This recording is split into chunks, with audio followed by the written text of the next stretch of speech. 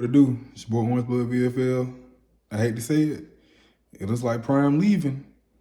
It looked like I was right. So for y'all who claim I don't have no sources, I'm gonna let my sources run through the whole video. But yeah, I'm still surprised. Like I said in one of the comments on a video I just posted, I played the Tuskegee. I know how some HBCUs are. He put a light on HBCUs, which it needed. So I wanted him to stay. Like, the facilities, and some of them are bad. Jackson, that's just one. He changed it there, but a whole lot of them bad. So I hate to see him go, but I understand why he go. When you look at the contract, if it goes through, then the main source is ESPN's Pete Thamel. So if Pete Thamel is jumping the gun and putting all this out, blame him. That's the source. That's the beat. That's the writer. That's what we go by. Old school. So if he's wrong, then we all wrong. But I hope he's wrong. In my head, I want him to be wrong. I want Prime to stay at Jackson State. I hope he's wrong, but it looks like he's right. And then when you listen to the details of the contract, it looks like he can pay $5 million a year with incentives to make up to $7 million a year. How much Nick Saban making? 10? Lane Kiffin just signed what, $9 million a year? So can you blame him? And in my head, he's still gonna do something with the money to help out Jackson State and HBCUs. In my head, because of what he said to make him, he said God led him to go to Jackson State. So in my head, I might be wrong. He's still gonna look out for Jackson State and HBCUs. Now, what my thing is, what are his sons gonna do, and what is his daughter gonna do? It would be honorable if they stay. Now, if they stay at Jackson, nobody can't say anything. People still gonna say something like, you came for 2 years, like you turned your back. But if his kids stay, that's respect right there. But I understand if they go. But if they stay, nobody can say anything about his intentions.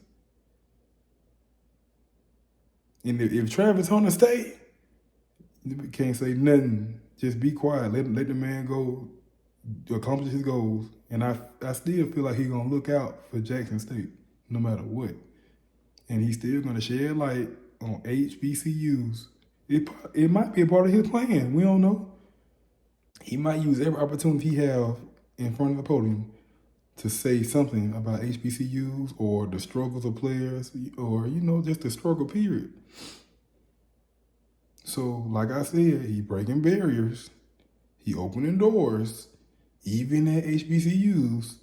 Coaches that wouldn't have thought of, because there's a lot of politics at HBCUs. If you haven't been, it's a lot of politics at HBCUs. So a lot of them don't allocate their money towards the sporting programs. They don't. A lot of money from the sporting programs, I ain't even getting into it. It's a deeper story. So I understand if he got tired, because that's a whole fight within itself. And he was, going through it at Jackson State. Just listen to some of his interviews of the stuff that was going on behind. For example, Alabama State, they claimed they sold out the stadium. But he's talking about he want to see receipts, because we get money too. Like, y'all sold the stadium out, we supposed to get X amount. Where our money? Where the money at? If y'all sold like stuff like that. So my details might be wrong, but you get what I'm saying. Like, it's politics like that goes on at HBCUs. But as far as my experience, I love Tuskegee, but my high school facilities were better than Tuskegee's. It is what it is. It's the truth. I don't know what. If we're just being real, keeping it a buck. I played at Prattville High School.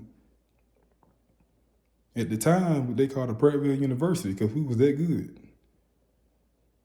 So when we started winning, we started getting top-notch everything. Turf, new weight room, indoor practice facility. I guarantee nobody else in that area had an indoor practice facility when we had one. But my point is, I had better facilities at Prattville than I did at Tuskegee. So that goes to show you the work that needs to be done at HBCUs, because it's ridiculous. Some of them good, but not all. It should be good across the board. But yeah, I wish I was wrong. I hope I'm still wrong. In my head, I'm gonna wake up tomorrow and they're gonna say it's all not true. And then I make a video saying I was wrong, but it looks like I'm right. Looks like I'm right. But yeah, he did his thing at Jackson. He accomplished things. Yeah, he made history at Jackson. College game day would not have came there if it wasn't for him. Let's be real. If it wasn't for him, they wouldn't even thought. That's an afterthought to go to an HBCU game. And they always, give a little breadcrumbs to the bands every once in a while. They might let the band come play or something. It do something on ESPN or some bullshit. But yeah, I ain't trying to drag this out.